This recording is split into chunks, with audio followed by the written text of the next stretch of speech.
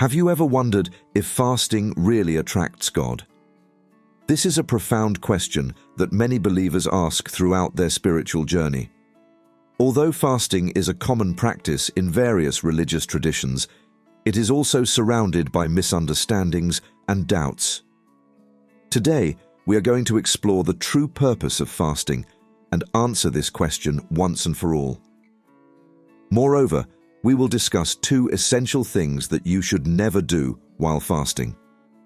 Stay with us until the end of this video to discover how this practice can transform your life and your connection with the divine. Before we begin, don't forget to subscribe to the channel, like this video, and share it with your friends and family. Together, we can spread this important message.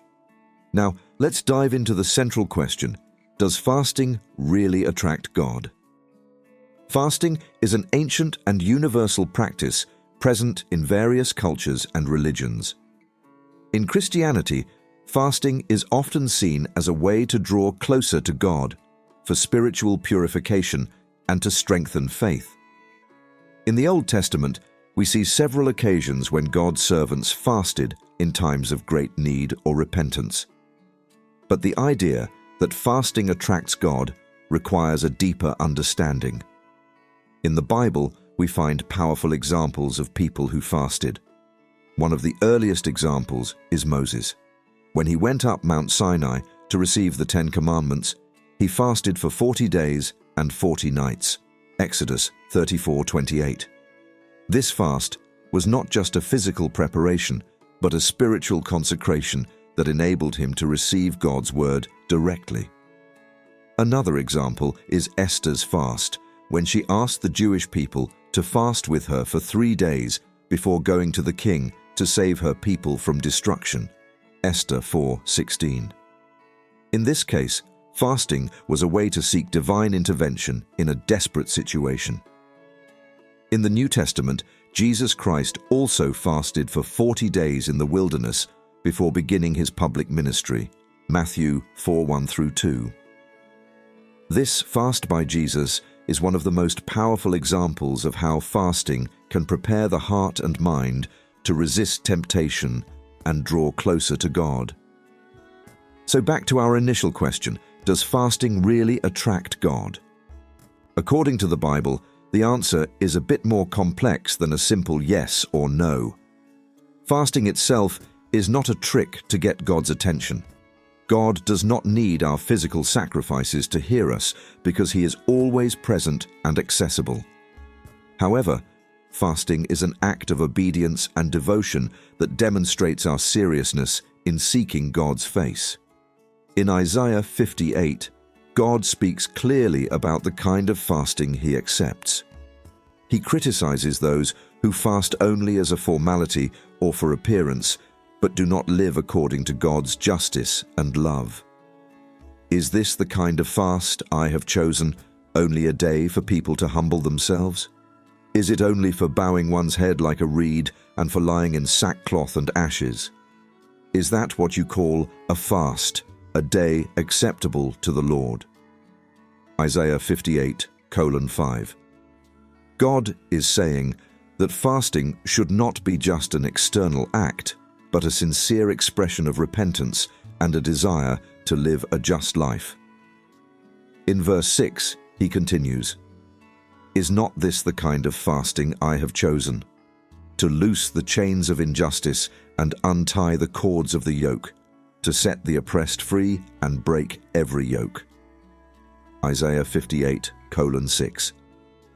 This shows us that true fasting is accompanied by actions that reflect God's heart, acts of justice, love, and compassion. Thus, fasting is not about attracting God in a magical way, but about opening our own hearts and minds to receive his presence and guidance.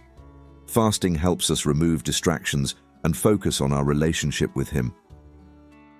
The spiritual benefits of fasting are well documented in Scripture. Fasting helps us humble ourselves before God, recognizing our total dependence on him. In Joel 2:12, God calls his people to fast. "Even now," declares the Lord, "return to me with all your heart, with fasting and weeping and mourning. Joel 2:12. Here we see that fasting is a powerful tool for repentance and for restoring our relationship with God. When we fast, we place God at the center of our lives, saying that nothing is more important than His presence. Furthermore, fasting strengthens us spiritually to resist temptation and fortify our faith. In Matthew 17:21, Jesus speaks of a type of demon that can only be cast out through prayer and fasting. This shows the power of fasting in overcoming spiritual obstacles that would otherwise be impossible. From a physical perspective, fasting also offers benefits. Medical studies show that fasting can promote cellular regeneration, improve metabolism, and enhance mental clarity. But the most important impact is spiritual. When we fast, we are not just abstaining from food, we are training our spirit to focus more on God and less on temporary physical needs. Now that we have a better understanding of what fasting can do for us, let's talk about the different types of fasts. Absolute fast. This is the most rigorous type of fast, in which one abstains from all food and water, as Paul did after his experience with Jesus on the road to Damascus, Acts 9:9. This type of fast is extremely difficult and should be done with caution and divine guidance. Normal fast.